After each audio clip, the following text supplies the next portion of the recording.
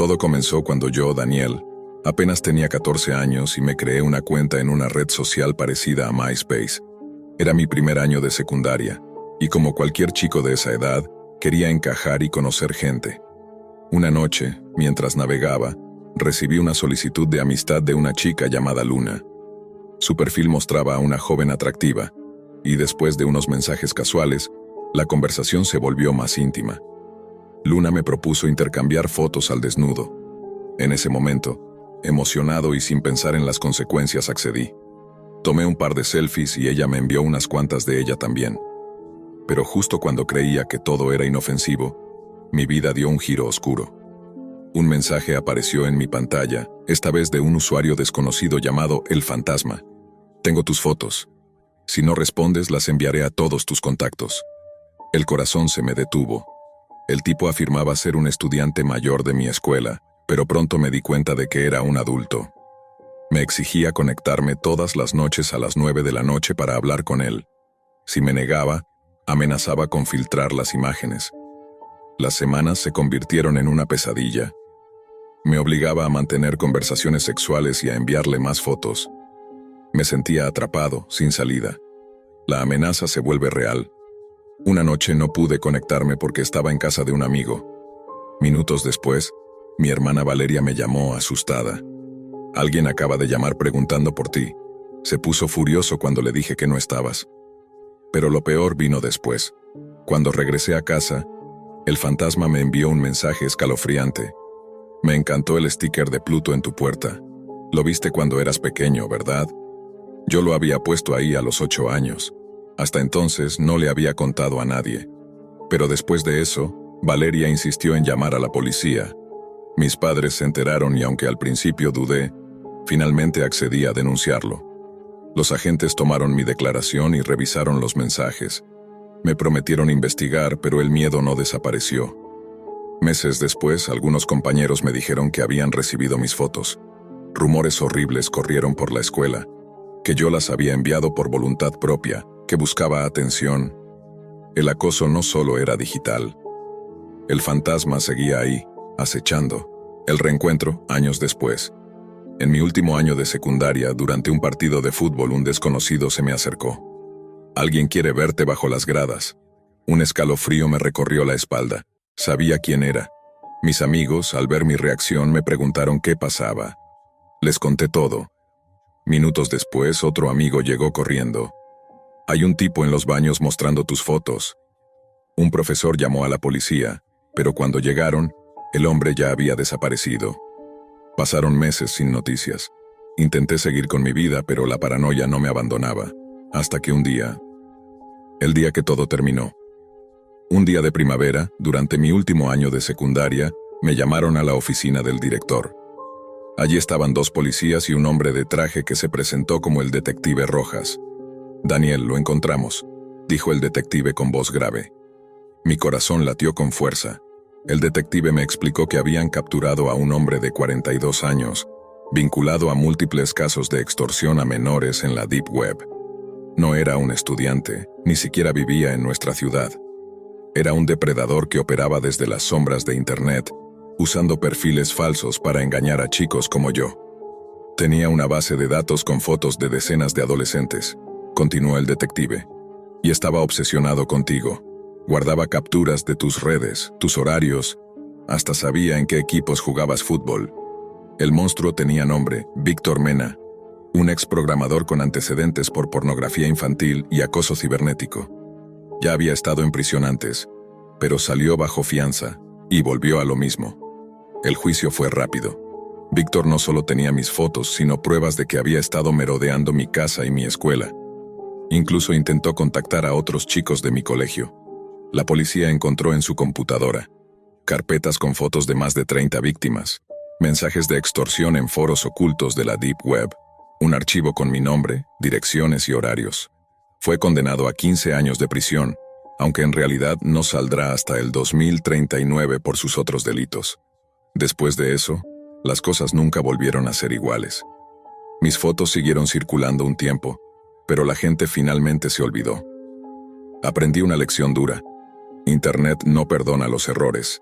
Aún hoy a veces, cuando recibo un mensaje de un desconocido, siento ese escalofrío, ese miedo de que quizás, en algún rincón oscuro de la red, alguien me esté observando. Pero al menos, esta vez, el monstruo está tras las rejas. A comienzos del siglo XXI, cuando Internet apenas empezaba a popularizarse, todos en la universidad estábamos fascinados con las pantallas y esa nueva forma de comunicación que prometía cambiarlo todo. Una noche, mi compañera de cuarto, Ana, me habló en voz baja como si fuera un secreto sobre la existencia de la Deep Web. Me contó que era un espacio oculto dentro de Internet, donde nadie podía rastrear lo que pasaba. Además, me dijo que allí se podían obtener cosas ilegales y peligrosas. ¿Y cómo accedemos?, le pregunté, mezcla de curiosidad y miedo. Es sencillo, respondió Ana dirigiéndose hacia mi habitación. Solo necesitas descargar un programa especial y desde ahí empiezas a navegar. Nos sentamos frente a mi computadora y bajamos un navegador del que nunca había escuchado. Con algo de nervios, comenzamos a explorar ese lado oscuro de la red. La verdad, yo apenas dominaba Internet común, así que esto fue todo un desafío.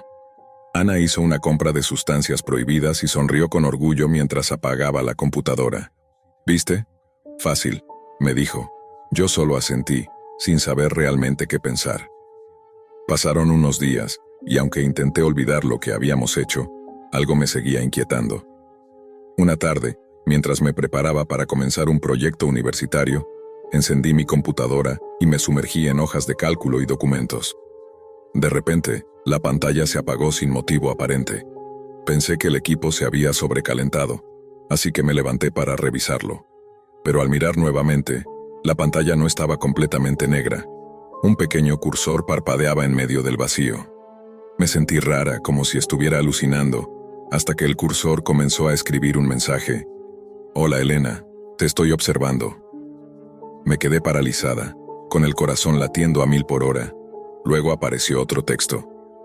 «Nos vemos pronto». Y justo después la pantalla volvió a la normalidad, como si nada hubiera pasado. Quise convencerme de que solo había sido mi imaginación. Tal vez el cansancio o el estrés me estaban jugando una mala pasada. Los días siguientes transcurrieron sin incidentes, pero mi mente no dejaba de dar vueltas. Una noche, al llegar a casa, noté algo extraño. Un sobre rojo asomaba desde debajo de la alfombra en la entrada. Miré alrededor con cuidado para asegurarme de que nadie me estuviera vigilando.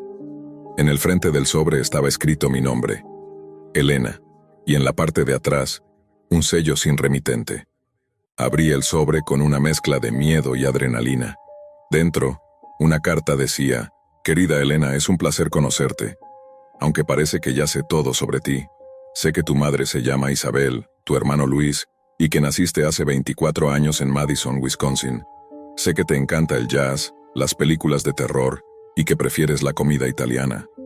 Gastas demasiado en libros y tienes una deuda de tarjeta de crédito bastante alta.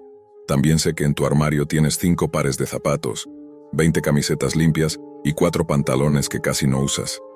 Pero vayamos al grano. Necesito que me envíes $10,000 a la dirección que está al final de esta carta.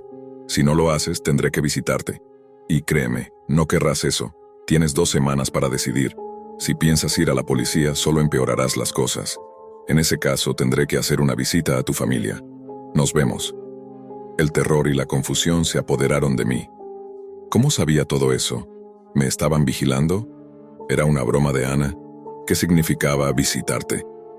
Durante las siguientes 2 semanas, mi vida se convirtió en un infierno. Apenas dormía, me costaba concentrarme, y sentía que todas las miradas me seguían. Los autos que pasaban parecían observar cada movimiento que hacía. Ana comenzó a actuar de forma extraña, y mis padres se mostraban nerviosos cada vez que me llamaban. Mi computadora, que normalmente funcionaba rápido, empezó a ir a paso de tortuga. Y lo peor fue cuando llegó el día límite. Decidí no enviar nada, principalmente porque no tenía esa cantidad de dinero, pero también porque no creía que fuera real. Ese martes, exactamente 2 semanas después de recibir la carta, regresé del trabajo con el corazón latiendo a 1000 por hora. Ana había decidido pasar la noche en casa de su novio, así que el apartamento estaba solo para mí. Intenté mantener la calma, pero la ansiedad me seguía persiguiendo. Caminé despacio por el departamento, revisando cada rincón en busca de algo fuera de lugar. Cuando entré a mi habitación, sentí un escalofrío que recorrió mi cuerpo. Todo estaba hecho un desastre, la cama desordenada, los carteles arrancados y esparcidos por el suelo, y mi escritorio lleno de papeles tirados por todas partes. Mis ojos se dirigieron al armario que estaba entreabierto. Justo cuando me acerqué, escuché un leve movimiento desde dentro. Temblando, me acerqué más, sudando frío. De repente, unos golpes fuertes en la puerta me hicieron saltar. Una voz profunda y autoritaria resonó en el pasillo. «Elena Martínez, abre la puerta». Me quedé paralizada, sin saber si el peligro estaba dentro del armario o afuera. De pronto la puerta del armario comenzó a abrirse lentamente y apareció una figura alta con una máscara de payaso y un traje formal. Era una mezcla aterradora y absurda a la vez, como sacada de una pesadilla.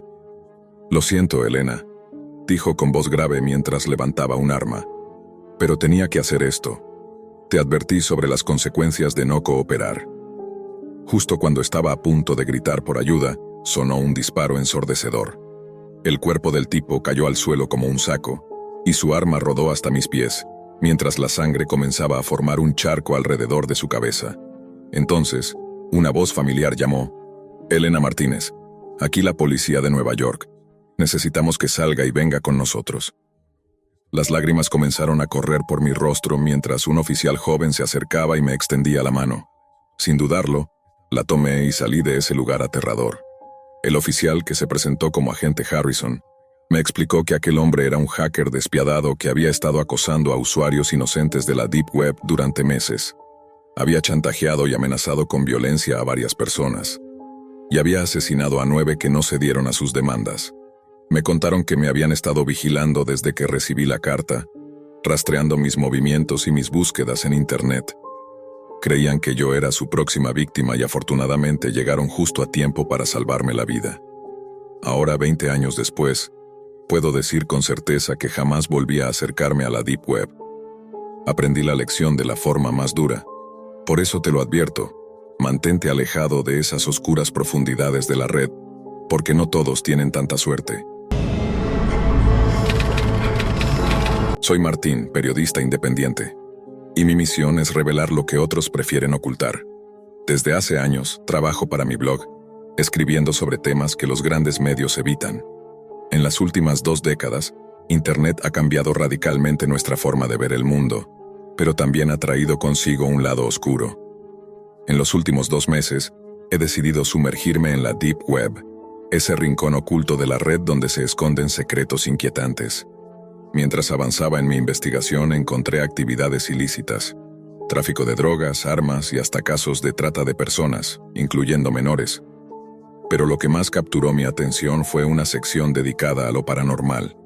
Para muchos, lo paranormal es solo ficción o películas de terror, pero quienes nos adentramos en lo más profundo de la red, sabemos que hay cosas que no tienen explicación lógica. Hace poco, una noche, recibí una invitación que cambió todo. Un acceso exclusivo a un foro privado de los Illuminati. Estos foros son extremadamente exclusivos. Solo se puede entrar con invitación. Gracias al tiempo invertido explorando la Deep Web, logré ganarme un lugar en ese círculo. Allí conocí a individuos que practican rituales de magia negra y adoraban figuras como Lucifer. En ese mundo, tanto millonarios como personas comunes buscan mejorar su suerte mediante oscuros pactos. Para integrarme, me inventé una identidad falsa y fingí estar interesado en ese mundo. Lo que descubrí fue aterrador. La mayoría de los rituales giraban en torno a sacrificios humanos.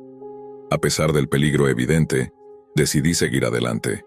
Un periodista que se rinde ante el miedo no merece este oficio. Poco después, el administrador del foro me contactó directamente. Me preguntó cuál era mi motivación para unirme, qué buscaba en ese oscuro mundo. Por supuesto, no podía contarle la verdad, que quería exponer sus secretos. Así que inventé que buscaba historias impactantes para mi blog.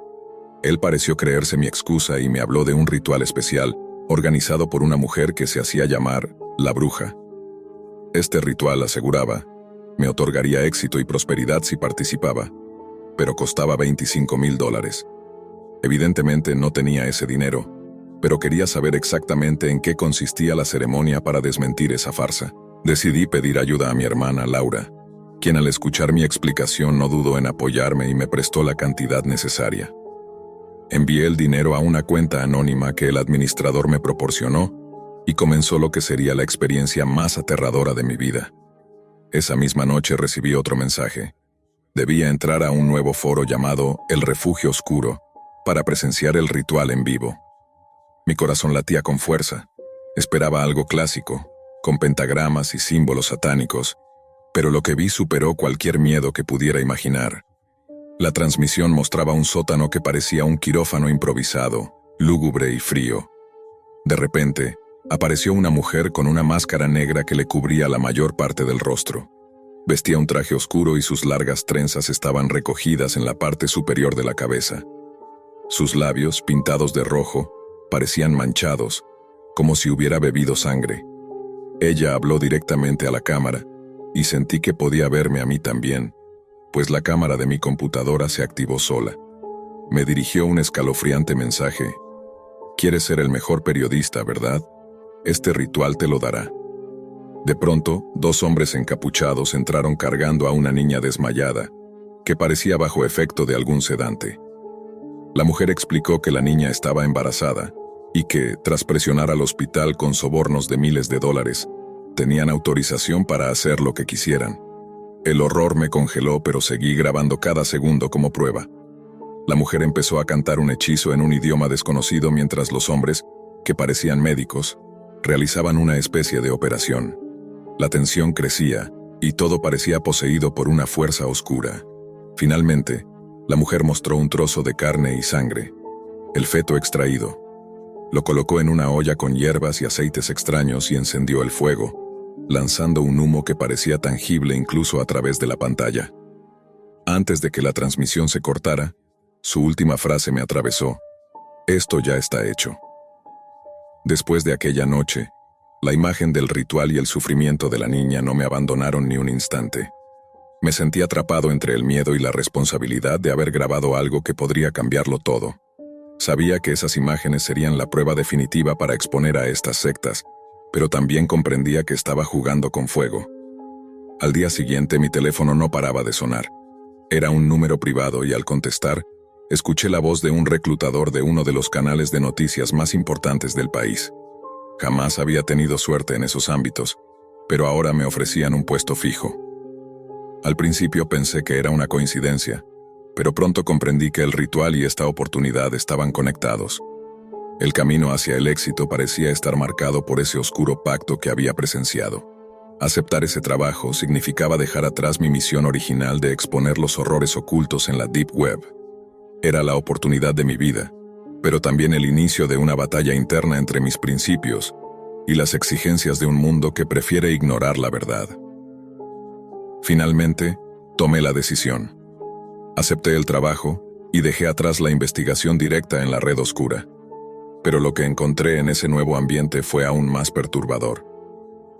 En las semanas siguientes, comencé a trabajar en el canal de noticias. Mi nombre ahora era reconocido, y la estabilidad económica llegó después de años de incertidumbre, pero a pesar del éxito, una parte de mí se sentía cada vez más inquieta. Algo no encajaba. Poco a poco, descubrí que detrás del brillo y el glamour de las cámaras, existía un entramado mucho más complejo y oscuro. Mi jefe inmediato, un hombre llamado Víctor Salazar, parecía tener conexiones con personas poderosas, gente que nunca aparecía en pantalla pero que movía los hilos en las sombras. Cada vez que intentaba proponer una investigación profunda sobre temas incómodos, como las sectas ocultas o las redes de corrupción, las respuestas eran evasivas o directamente negativas. Las historias que llegaban a emisión eran cuidadosamente seleccionadas, evitando cualquier asunto que pudiera molestar a esos poderosos intereses. Fue entonces cuando comprendí que el ritual que había presenciado en la Deep Web no era un hecho aislado ni una simple superstición. Detrás de esas sectas había redes de influencia, financieras y políticas, capaces de controlar gran parte de la sociedad y los medios de comunicación. Una noche, mientras revisaba correos electrónicos y archivos en la red interna del canal, Encontré documentos y comunicaciones encriptadas que mencionaban términos como el consejo y referencias a rituales para asegurar el éxito y mantener el poder. Sentí un escalofrío recorrer mi espalda. Quise compartir esta información con alguien de confianza, pero la paranoia me invadió. ¿Y si alguien estaba observando mis movimientos? ¿Si al igual que en el foro, también tenían acceso a mis dispositivos? Decidí entonces mantenerme alerta y actuar con cautela.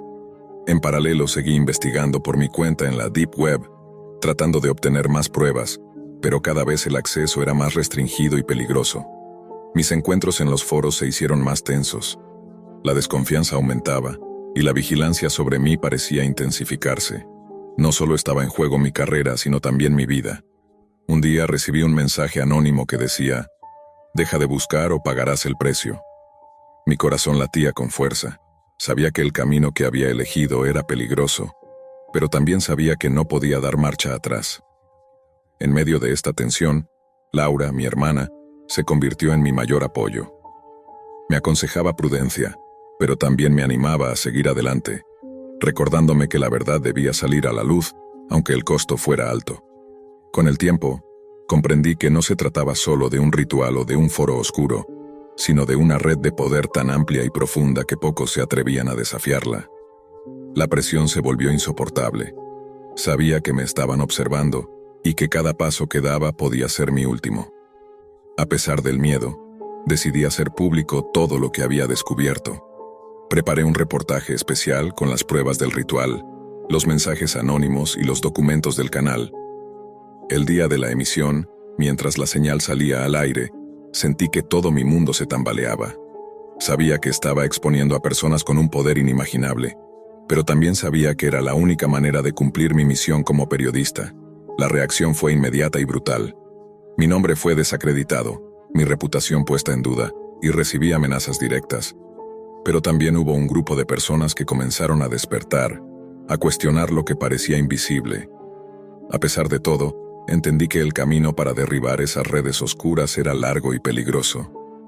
La verdad no siempre llega de golpe, y a veces requiere que alguien arriesgue todo para que otros puedan abrir los ojos.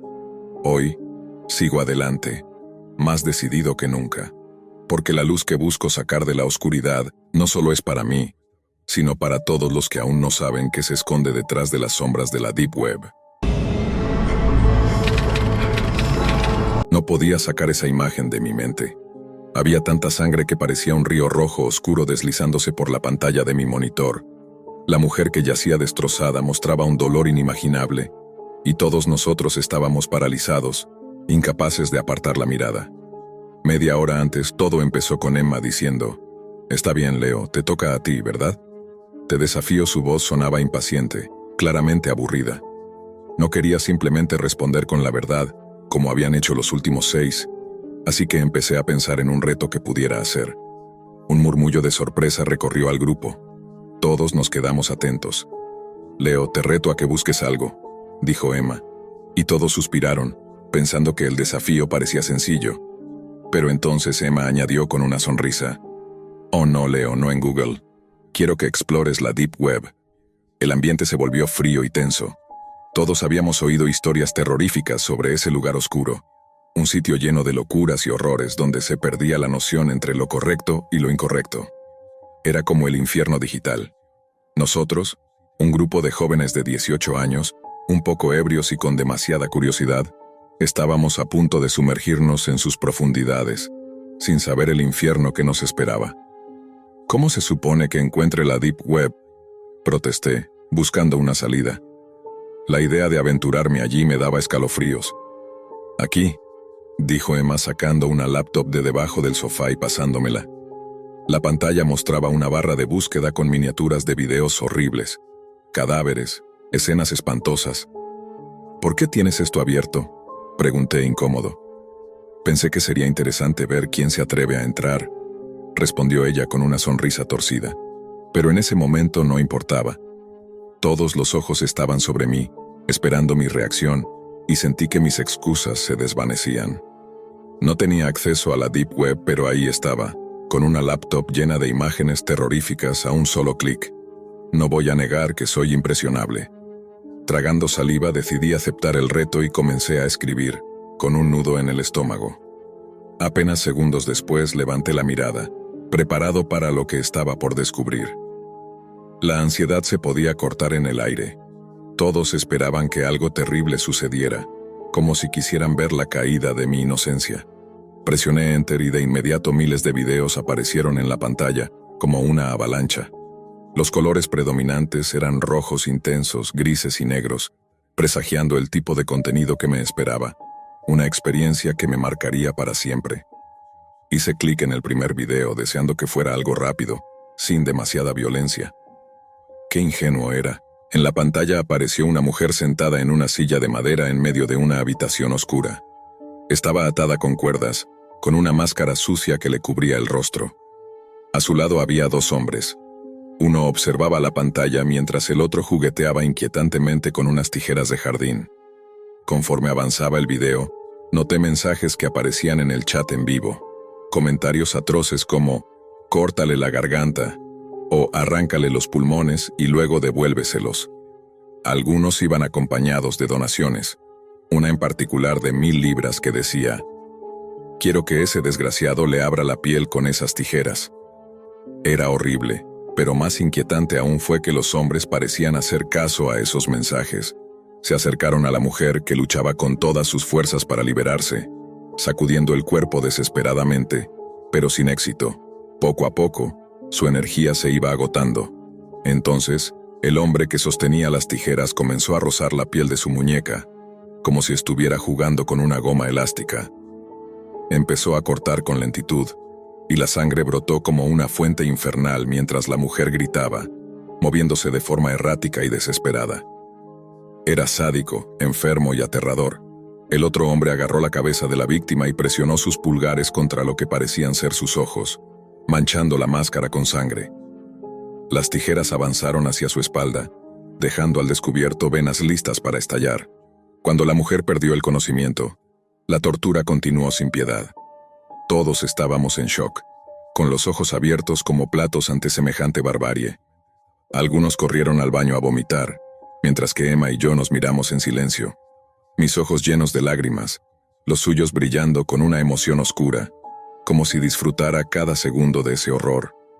Desde ese día cerré aquella laptop y nunca volví a ser el mismo. Las pesadillas me persiguen cada noche. Sueño con mi piel desgarrada y siento como si un monstruo gigante arrancara mis ojos.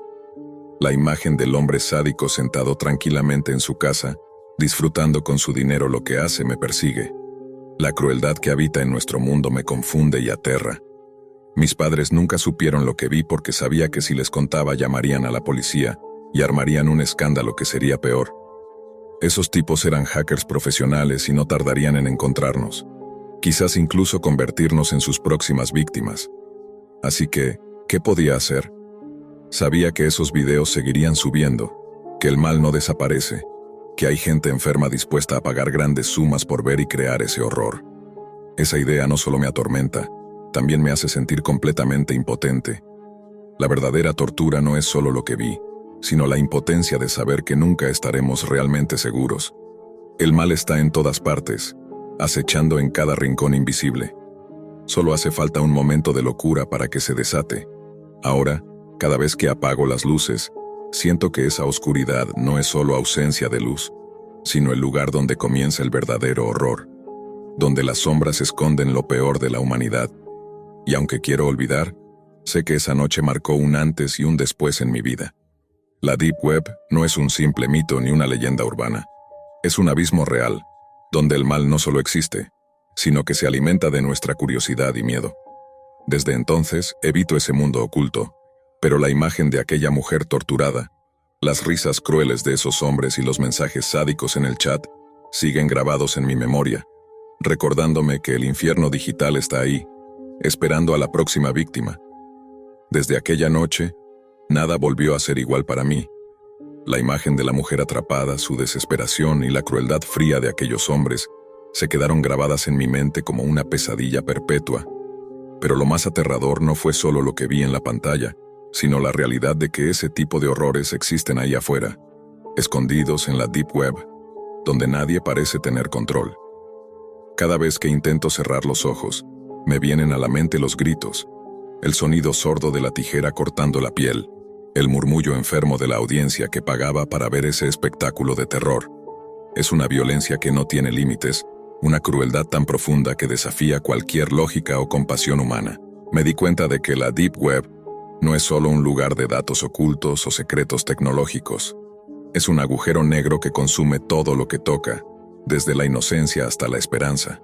Un lugar donde la moral desaparece y el mal se convierte en moneda de cambio. Mis días se llenaron de ansiedad y mis noches de insomnio. No podía hablar con nadie de lo que había visto. El miedo a las represalias era demasiado grande. Sabía que esos hackers, esos torturadores digitales, tenían medios y contactos para encontrar a cualquiera que intentara exponerlos. Vivía con la sensación constante de ser observado, de que en cualquier momento podrían aparecer en mi puerta o en mi pantalla. La paranoia se convirtió en mi sombra, y mi mundo se volvió más pequeño y oscuro. Pero también nació en mí una necesidad urgente de hacer algo, de no dejar que ese mal se extendiera sin consecuencias. Quise alertar a otros, romper el silencio y la indiferencia que permiten que esas atrocidades continúen. Sin embargo, la realidad era cruel. Nadie quería escuchar, y la ley parecía impotente frente a un enemigo invisible y omnipresente. La tecnología que podría ser una herramienta para el bien, se convertía en un arma para la destrucción de vidas. Personas como yo, que solo queríamos un poco de diversión o curiosidad, terminábamos pagando un precio demasiado alto. Ahora entiendo que la verdadera batalla no es solo contra quienes cometen esos crímenes, sino contra la indiferencia, el miedo y la ignorancia que permiten que se mantengan ocultos. A pesar de todo, sigo adelante, tratando de recuperar algo de normalidad. Pero la sombra de la Deep Web siempre estará ahí, un recordatorio oscuro de que el mal puede estar a un clic de distancia. Y aunque intento olvidar, sé que la próxima vez que alguien diga «busca algo en la Deep Web», el temor y la oscuridad volverán a envolverme, porque en ese lugar donde nadie ve, el horror nunca duerme. La verdadera tortura no solo fue lo que vi en esa pantalla, sino la impotencia de saber que nunca estaremos realmente a salvo. El mal está oculto en las sombras, en cada rincón que evitamos mirar, acechando silencioso y esperando el momento para desatarse. Desde aquella noche, cada vez que apago las luces y la oscuridad me envuelve, siento que ahí comienza el horror de verdad. Un lugar donde las peores cosas que puede hacer la humanidad se ocultan bajo capas digitales, fuera del alcance de la justicia y de la razón. La Deep Web no es solo un mito aterrador, es una realidad tan cruel como la vida misma. Es un abismo donde la crueldad se convierte en espectáculo, y donde la humanidad pierde toda su luz. Aunque intento seguir adelante, esa imagen sigue grabada en mi mente. La mujer torturada, los hombres que se regocijan con su dolor, y los miles que pagan para alimentar esa locura, me persiguen día y noche. Sé que esas imágenes seguirán circulando, que el mal nunca desaparece realmente, solo cambia de forma, se oculta mejor y espera pacientemente a su próxima víctima. Y así, atrapado entre el miedo y la impotencia, solo me queda una certeza. En el oscuro mundo de la Deep Web, el horror no tiene fin, y quizás nunca lo tendrá. Me llamo Lucas y paso la mayoría de mis días trabajando en una pequeña tienda de barrio. No hay mucho movimiento por aquí, así que suelo aprovechar para hacer cursos en línea usando la computadora del local o ver videos en YouTube. Todo era bastante monótono hasta que un amigo me habló sobre la red oscura, esa parte de Internet conocida como la Deep Web. No soy un experto en tecnología, solo un joven que acaba de terminar la secundaria, pero siempre he sentido curiosidad por probar cosas nuevas. Así que descargué un navegador especial y me aventuré a explorar la Deep Web. Al principio estaba emocionado. Encontré varias páginas que llamaron mi atención. Algunas eran bastante normales, similares a cualquier sitio web común, pero otras eran realmente inquietantes. Por ejemplo, encontré un portal con las últimas palabras de presos condenados, lo que me hizo reflexionar durante días. También di con sitios donde vendían drogas ilegales como metanfetaminas y otros estupefacientes. Había páginas con armas a la venta, pero no me detuve mucho en ellas. Sabía que eso podría traer problemas y no me interesa ni consumir drogas ni armas. Sin embargo, Hay algo hipnotizante en explorar lo desconocido y perturbador de la dark web. Mientras tanto, mi trabajo en la tienda seguía su curso sin mayores novedades. Me encargaba del inventario y, a menudo, pasaba tiempo en la oficina mientras el local recibía a varios clientes, entre ellos algunos amigos y familiares. Sin embargo, en los últimos meses, nuestra ciudad había caído en una especie de angustia colectiva. Varias jóvenes, entre 16 y 25 años, habían desaparecido misteriosamente sin dejar ninguna pista. La gente comenzó a sentir miedo, el ambiente se volvió tenso, y el rumor de que algo terrible estaba ocurriendo corría como fuego. La policía estaba prácticamente impotente, porque no habían encontrado cuerpos ni evidencias claras, y por eso las investigaciones avanzaban muy lentamente. A todos nos recomendaban tener precaución, sobre todo a las mujeres, a quienes se les aconsejaba no salir solas, especialmente en las noches. Yo tenía una hermana menor, y esa situación me mantenía preocupado constantemente. Siempre trataba de acompañarla a todas partes, y me aseguraba de que mis padres la recogieran después del colegio. Una noche, mientras estaba navegando por la Deep Web, me topé con un sitio que me dejó helado. Se llamaba Asesinatos a Pedido. Era un portal extraño, con un diseño oscuro y escalofriante, que apenas tenía 3 secciones. Una página principal con un formulario para contacto, otra que describía al artista detrás del sitio, y una última que parecía un portafolio macabro. La descripción del creador era perturbadora. Se presentaba como un asesino a tiempo parcial. Esa revelación me paralizó, pero aún así no pude dejar de explorar. Estaba a punto de cerrar la pestaña cuando una voz en mi cabeza me animó a revisar la última sección. El portafolio mostraba imágenes horribles, cuerpos mutilados, en su mayoría mujeres, y sus rostros difuminados. Había algo escalofriante en esas fotografías, una sensación de que lo que estaba viendo era mucho más terrible de lo que podía imaginar. Jamás pensé que en la Deep Web encontraría algo tan oscuro, algo que me hiciera sentir tan vulnerable y asustado al mismo tiempo. Sentí un escalofrío que me recorrió la espalda, y aunque una parte de mí quería gritar y apagar la computadora, otra estaba atrapada en la morbosa fascinación de esas imágenes sin rostro, como si detrás de la pantalla acechara una sombra que no podía ignorar. Aquellas fotos eran tan aterradoras que sentí náuseas, y terminé tirando la tapa del bote de basura con fuerza bajo mi escritorio. Esa noche, manejé hasta casa con el estómago revuelto, sin poder dormir ni siquiera comer, mientras la imagen de esas víctimas inocentes no dejaba de dar vueltas en mi cabeza. Al día siguiente, cuando llegué al trabajo, me di cuenta de que, a pesar de todo, sentía una extraña necesidad de volver a ese sitio web. Mi mente no podía dejar de pensar en lo que había visto, aunque me hiciera sentir mal. Justo en ese momento, mi jefa apareció en la puerta de la oficina y me pidió que revisara las cajas registradoras durante 1 hora, porque la tienda estaba llena de clientes. Sabía que me tomaría tiempo, pero no me importó demasiado. Mi mente solo quería regresar a ese oscuro sitio. Mientras contaba el dinero y observaba a la gente, mi cabeza solo pensaba en las imágenes perturbadoras que había visto la noche anterior. Entonces un cliente se acercó a mí en la caja. Reconocí a un chico que había sido compañero mío en la secundaria, unos años mayor. Me contó que ahora trabajaba como pintor y que vendía sus obras a precios elevados, además de exponerlas en galerías. Después de saludarlo y preguntarle por su trabajo, me mostró algunas fotos de sus pinturas que me parecieron impresionantes. Al finalizar su compra, guardé sus cosas y lo despedí. Más tarde, tras casi 4 horas de trabajo, regresé a la oficina y decidí tomar un descanso mientras revisaba nuevamente el sitio web. Aquellas imágenes horribles me llamaban una vez más. Esta vez, mientras miraba las fotos, noté algo que me llamó poderosamente la atención. En una imagen de una mujer decapitada, al fondo había una pintura que me resultaba familiar. Me acerqué más a la pantalla y confirmé que era una obra de mi compañero artista. En ese instante, comprendí que estaba frente a algo mucho más grave de lo que imaginaba. A medida que seguía investigando, encontré más de sus pinturas en el fondo de varias fotografías.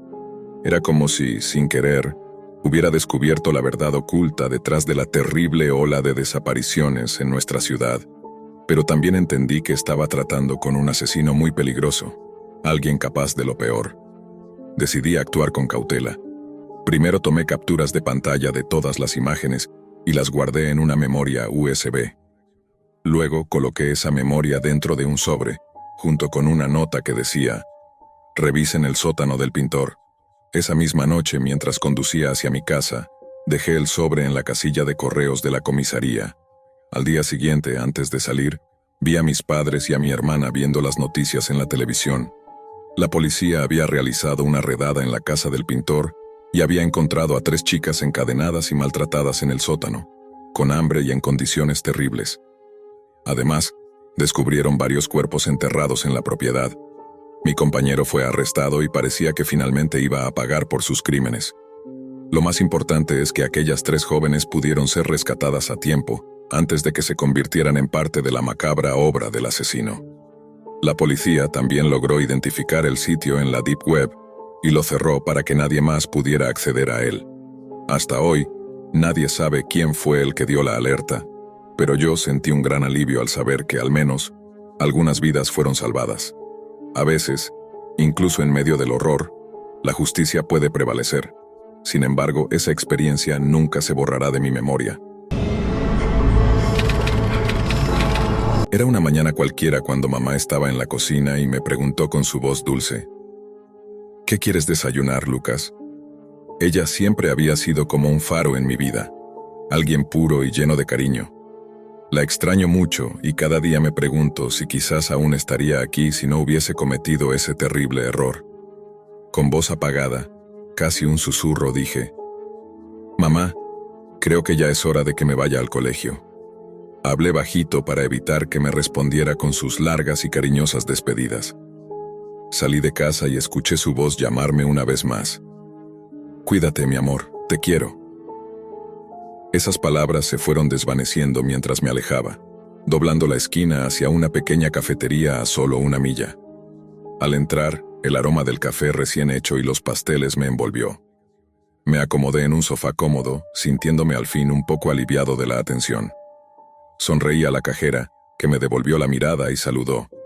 Saqué mi laptop y unos auriculares grandes, preparándome para lo que sería un día largo de trabajo. Encendí la computadora e ingresé una contraseña compleja de 20 caracteres para acceder a un mundo en el que me había sumergido durante semanas, la Deep Web. Allí exploraba lo más oscuro y terrorífico que Internet puede ofrecer, donde las imágenes más horribles y las historias más macabras cobran vida. Al principio me aterraba. Recuerdo que gritaba y cerraba la laptop cuando veía cosas demasiado perturbadoras. La Deep Web es un lugar donde la brutalidad y el horror son moneda corriente, donde se muestran videos de torturas y crímenes indescriptibles, lo que el mundo común nunca llega a conocer. Pero con el tiempo ese terror se convirtió en una extraña fascinación. Mientras otros jóvenes jugaban videojuegos o navegaban en redes sociales, yo había encontrado algo mucho más emocionante. Sentía que la vida cotidiana era demasiado común, mediocre, y necesitaba escapar de esa rutina. Así que decidí esconderme del mundo durante un tiempo. Me dediqué a aprender sobre hacking, dejando la escuela atrás poco a poco, y con el tiempo incluso abrí una tienda en línea en la Deep Web, vendiendo productos raros y difíciles de conseguir. Pronto descubrí algo que muchos ya sabían. Las contraseñas que protegían algunos sistemas eran sorprendentemente débiles. Con ingenio y práctica, aprendí a entrar en cuentas sin dificultad, como si simplemente abriera una puerta a un mundo caótico y sin reglas. Dentro de ese mercado oscuro, el terror era un espectáculo y entretenimiento. Había videos inimaginables, torturas horrendas, personas desmembradas lentamente y muchas otras atrocidades. Miles de personas estaban atrapadas en esa adicción macabra. Robar esos videos era más sencillo de lo que parecía, y con ellos podía ganar mucho dinero. Con solo un par de clics, el dinero llegaba a una cuenta a nombre de un familiar en otro país, y de ahí lo transfería a la mía. Así comenzó mi vida entre miedo y codicia. Mientras más me adentraba en ese mundo, más atrapado me sentía. Pero ese rayo de luz que era mi madre nunca dejaba de recordarme lo que había perdido y lo que realmente importaba, aunque ya no pudiera volver atrás. Cuando llegó el día en que me senté en mi cafetería favorita para comenzar mi jornada digital, algo inesperado apareció en la pantalla al ingresar mis contraseñas. Hola, Lucas. Estoy cansado de que tomes lo que es mío. Tengo tu dirección en 1006 Pittsburgh, Pensilvania. En unos minutos vendrán por ti. Ataremos a tu madre a una silla y usaré un taladro en cada parte de su cuerpo. Tu padre será asesinado frente a tu puerta antes de que puedas hacer algo. También habrá muchas sorpresas. Y si tocas mis cosas otra vez, iré por ti para hacer que tu piel sirva de lámpara. Que tengas un buen día. El pánico me invadió por completo. Sentí que el mundo se desmoronaba a mi alrededor.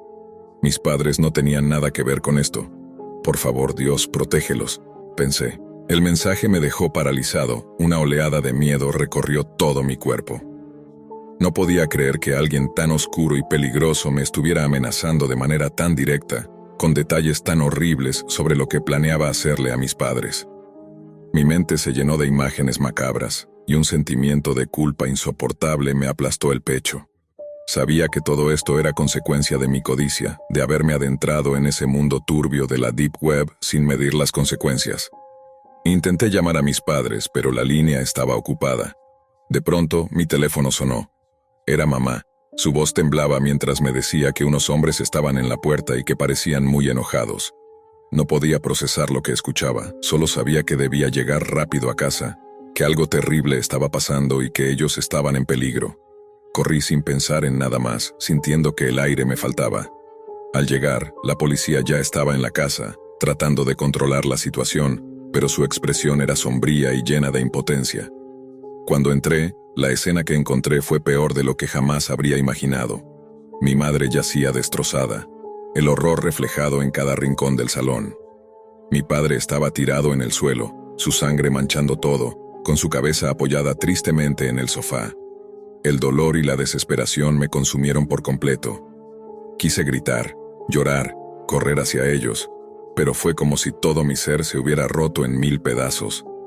La policía intentó detenerme cuando traté de acercarme, pero no había nada que pudieran hacer para calmarme.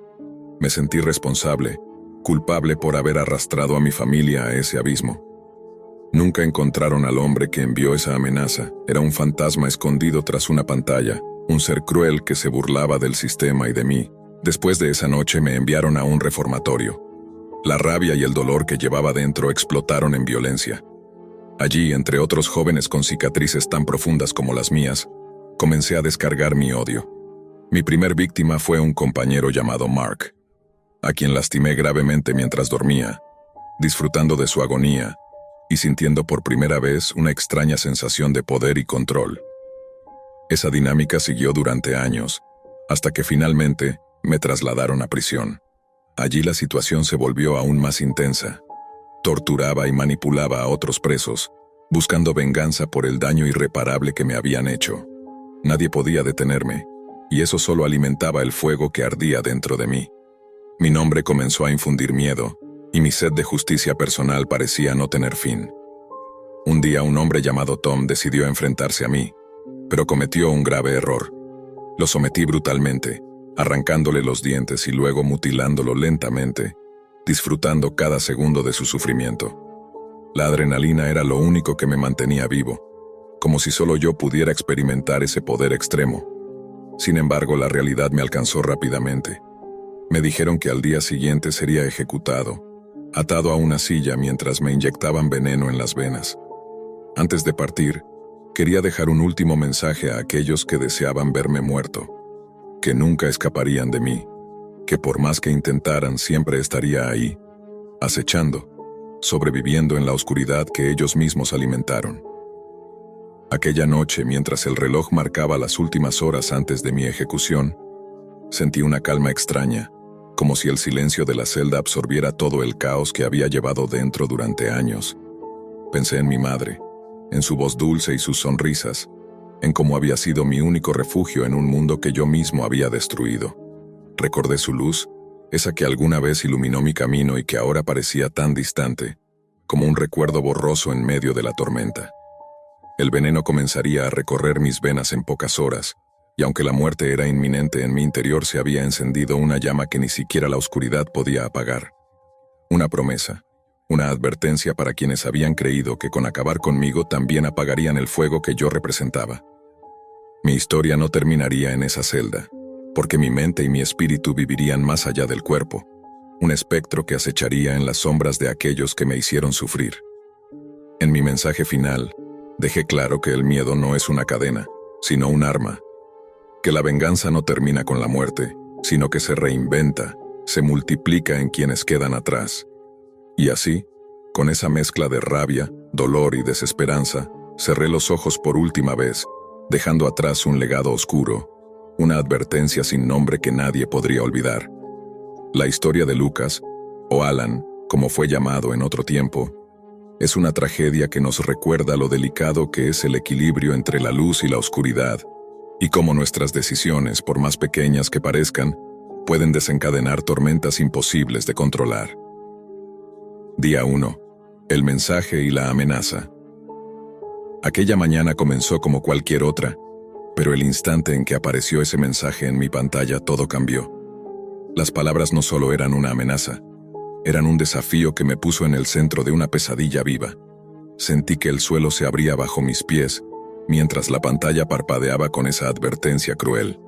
Mis manos temblaban y la garganta se me cerró. ¿Cómo podía alguien saber dónde vivían mis padres? ¿Quién estaba tan furioso y decidido a hacerme pagar por mis actos? El miedo no tardó en convertirse en pánico, un frío helado que recorrió mi cuerpo y me paralizó. Intenté pensar rápido. Marqué el número de mamá con dedos torpes y nerviosos, pero la llamada no se completaba. Entonces recibí su voz, temblorosa, casi rota, diciéndome que había hombres en la puerta que parecían peligrosos y que debíamos tener cuidado. La voz de mi madre, tan dulce y protectora siempre, ahora sonaba frágil y llena de terror. Esa llamada fue la última conexión con la normalidad que conocía. Después de colgar, me lancé hacia la puerta de casa con la adrenalina a 1000, sin importar que la policía aún no llegara. Tenía que protegerlos, aunque sabía que quizás ya era demasiado tarde. Día 2. La escena del horror. Cuando llegué, la policía estaba afuera, sus caras llenas de gravedad y preocupación. Entrar fue como atravesar un velo de oscuridad. El salón estaba irreconocible, un lugar de paz convertido en una escena de violencia y destrucción. Mi madre estaba destrozada, esparcida por todas partes, y el suelo cubierto por la sangre de mi padre, con su cabeza apoyada en el sofá en una quietud aterradora. El dolor me atravesó como un puñal, y me hundí en un abismo de desesperación y culpa. Sentí que toda la rabia y el miedo que había acumulado durante años se transformaban en un torbellino dentro de mí, amenazando con romperme. La policía intentó contenerme cuando traté de acercarme, pero mis gritos y lágrimas no podían detener el tiempo ni devolver lo perdido. Nadie pudo encontrar al responsable, un fantasma digital que había manipulado todo desde las sombras, usando la tecnología para sembrar terror y destrucción sin ser visto. Sentí que había sido víctima y victimario al mismo tiempo, y la culpa se volvió un peso insoportable sobre mis hombros. Día 3. El reformatorio. La llegada al reformatorio fue un golpe más a una vida que ya estaba fragmentada. Entre muros fríos y miradas desconfiadas, la rabia que llevaba dentro se volvió un arma para sobrevivir. El dolor y la desesperanza se canalizaron en actos violentos contra otros jóvenes que también cargaban con sus propias heridas. Mi primer objetivo fue Mark, un chico que parecía frágil y vulnerable. Lo ataqué con una brutalidad que ni siquiera yo entendía completamente, arrancándole la piel mientras dormía y sintiendo una mezcla de poder y vacío. Ese momento fue el inicio de una cadena de violencia que marcaría mi tiempo allí. No era solo venganza contra el mundo, sino una forma de intentar controlar el caos interno. La soledad y la ira se entrelazaron hasta que cada día se volvió una lucha por mantenerme cuerdo o perderme en la oscuridad que me consumía. Día 4. La prisión. Cuando el reformatorio ya no pudo contenerme, fui trasladado a prisión. Allí la violencia no solo continuó, sino que se intensificó. Entre criminales endurecidos, mis actos de crueldad se volvieron legendarios. Manipulaba, torturaba y me ganaba un respeto teñido de miedo. Pero por dentro seguía siendo aquel joven destruido por la pérdida y la culpa, buscando un sentido en medio de la brutalidad. Un día Tom, un preso que decidió enfrentarme, cometió un error fatal. Mi respuesta fue despiadada. Le arranqué los dientes uno por uno y luego lo mutilé lentamente, disfrutando la agonía en su rostro. La adrenalina se convirtió en mi sustento, y cada segundo de poder me alejaba más del chico que alguna vez amó a su madre. Día 5. La espera. Los días en prisión pasaban lentos, marcados por la incertidumbre. Sabía que la ejecución estaba cerca, que en poco tiempo el veneno recorrería mis venas. Pero en esas horas finales, una calma extraña me envolvió. Cerré los ojos y dejé que los recuerdos de mi madre me invadieran. Su voz dulce, su luz protectora que parecía brillar en la oscuridad. Sabía que el fin era inevitable, pero dentro de mí algo resistía. La promesa de que, aunque el cuerpo muera, el espíritu y la sed de justicia o venganza nunca morirían. Así, en esa celda fría y silenciosa, preparé mi último mensaje para quienes habían querido verme desaparecer, advirtiéndoles que siempre estaría ahí, acechando, sobreviviendo en la oscuridad que ellos mismos crearon. El último día. El sol apenas asomaba cuando me llevaron a la sala de ejecución, esa fría habitación donde todo terminaba. Sentado en la silla, sentí cómo el veneno comenzaba a recorrer mi cuerpo, una quemadura helada que me arrancaba lentamente la vida. Pero mientras mis músculos se relajaban y mi mente empezaba a despegarse de este mundo, una última visión apareció en mi interior. La figura de mi madre, su rostro iluminado por una sonrisa llena de amor y perdón, recordándome que no todo estaba perdido. En ese instante comprendí que mi historia no era solo de venganza ni de odio, sino también de redención, aunque tardía. Porque a pesar del caos, del horror y del dolor que había sembrado, dentro de mí aún quedaba un fragmento de humanidad que ni siquiera la oscuridad más profunda pudo borrar. Mientras mi cuerpo caía en la quietud eterna, mi mente se liberaba, transformándose en algo que ya no pertenecía a este mundo físico. La promesa que hice de nunca desaparecer tomó un significado distinto. Ahora era una sombra protectora, un eco en la oscuridad, vigilante de aquellos que, como yo, se habían perdido y buscaban la luz. Y así, con un último suspiro me despedí de la vida, dejando detrás una historia marcada por la tragedia, pero también por la esperanza de que, incluso en las noches más negras, siempre puede nacer una nueva aurora. Dicen que la curiosidad mató al gato, pero a veces la curiosidad puede destruir mucho más que eso. La Deep Web es un lugar donde la oscuridad se esconde tras pantallas, donde los secretos más terribles se venden como mercancía, y donde la línea entre el miedo y la locura se desvanece. Mi historia es una advertencia viva. No te adentres en esos territorios sin saber a qué te enfrentas, porque algunas puertas, una vez abiertas, no se pueden cerrar. Lo que yo busqué fue emoción, poder, escape, pero encontré una trampa mortal que me arrebató todo lo que amaba. No permitas que la codicia o la curiosidad te lleven por ese camino. Hay cosas que el mundo normal nunca debería ver, y la Deep Web es un espejo oscuro que refleja los peores demonios del ser humano. No te metas en la Deep Web, porque no solo podrías perderte, podrías perderlo todo. Siempre me dijeron que jamás me metiera en la Deep Web, que era un sitio peligroso, lleno de cosas retorcidas y gente aún peor. Muchos insisten en que lo que voy a contar fue mi culpa, como si yo hubiera tenido algo que ver. Pero número. Lo repito una y otra vez. El problema de la Deep Web es que puedes caer en ella sin buscarlo, sin siquiera saber que estás cruzando sus límites. Y eso fue exactamente lo que me pasó. Todo comenzó en una salida de campamento. Éramos un grupo de chicos entre 16 y 17 años, miembros de una brigada de exploradores. Solo un adulto, el guía, venía con nosotros. La idea era sencilla: aprender un par de técnicas, armar una fogata y compartir historias de miedo cuando cayera la noche. Armamos las carpas alrededor de un claro y nos dividimos tareas. Unos fueron por leña, otros exploraban los alrededores, y el más veterano del grupo guiaba con el mapa. El sitio estaba completamente aislado, sin señal de celular y a kilómetros de cualquier rastro de civilización. En su momento nos pareció genial, libertad total. Pero esa desconexión se transformó en nuestra condena. El campamento estaba junto a un arroyo, rodeado de árboles tan altos que no podíamos ver el cielo.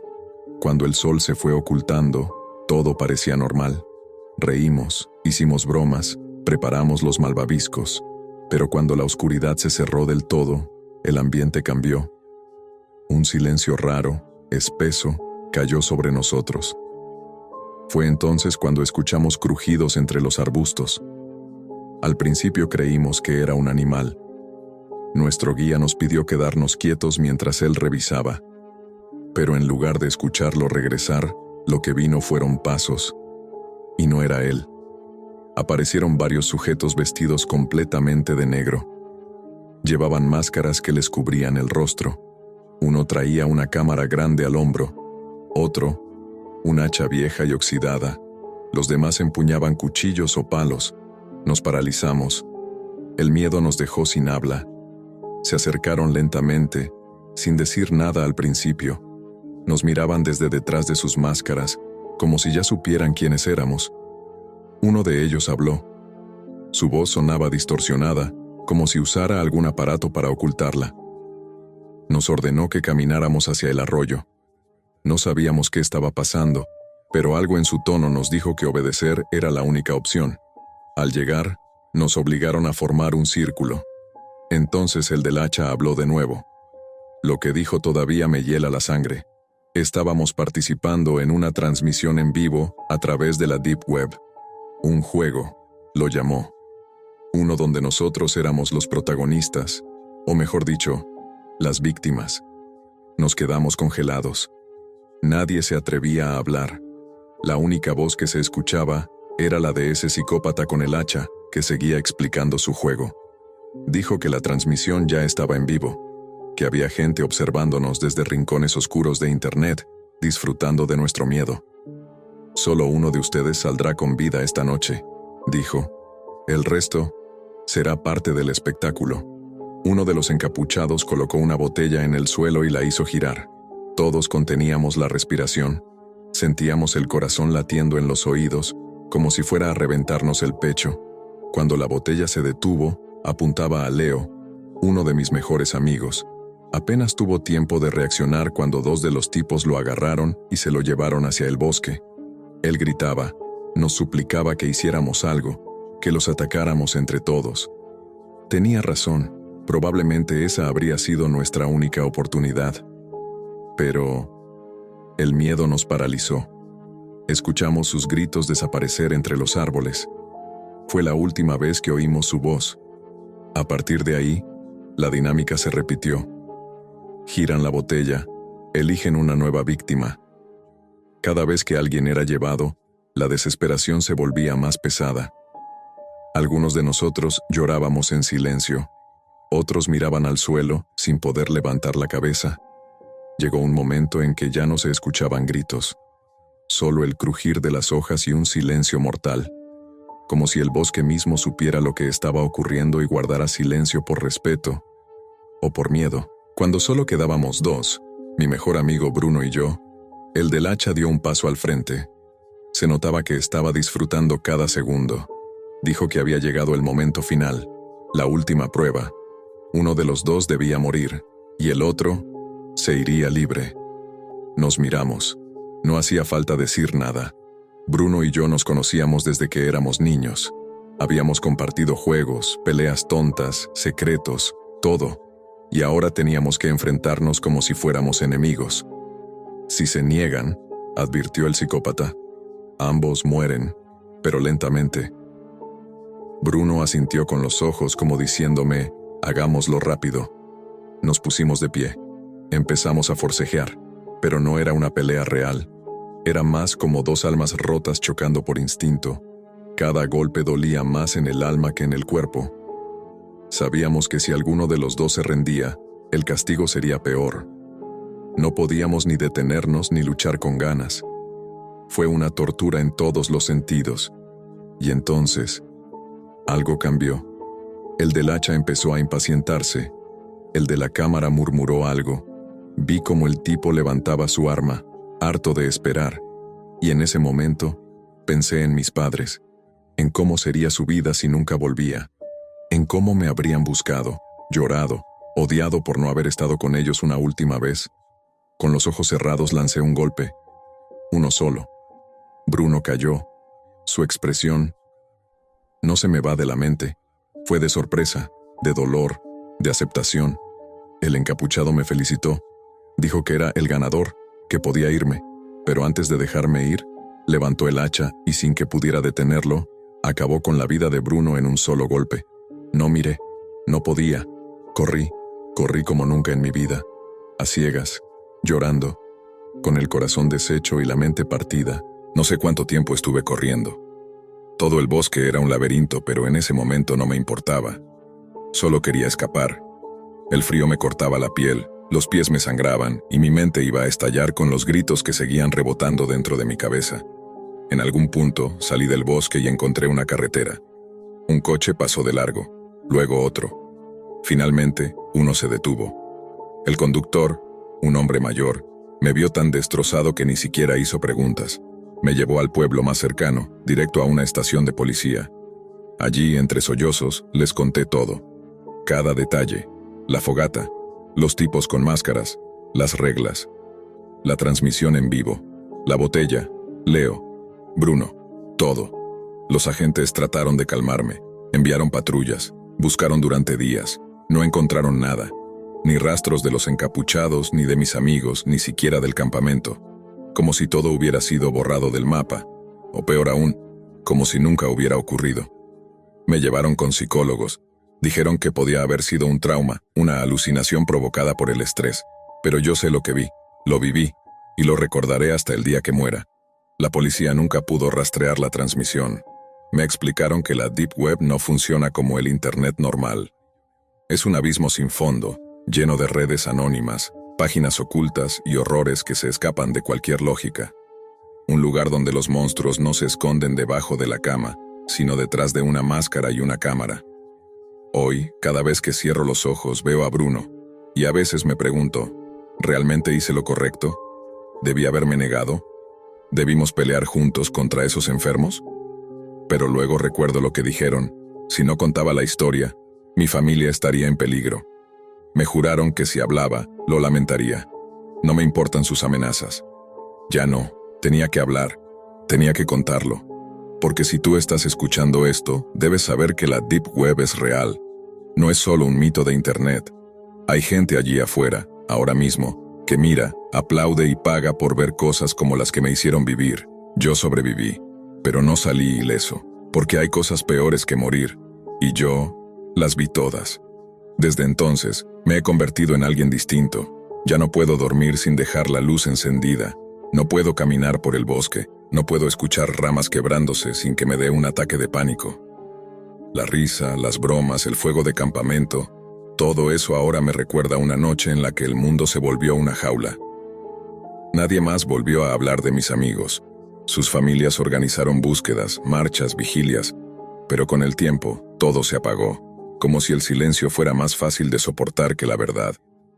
Yo sigo aquí, encerrado en esta culpa silenciosa. Sigo viendo a Bruno en sueños, mirándome sin odio, pero con una tristeza infinita.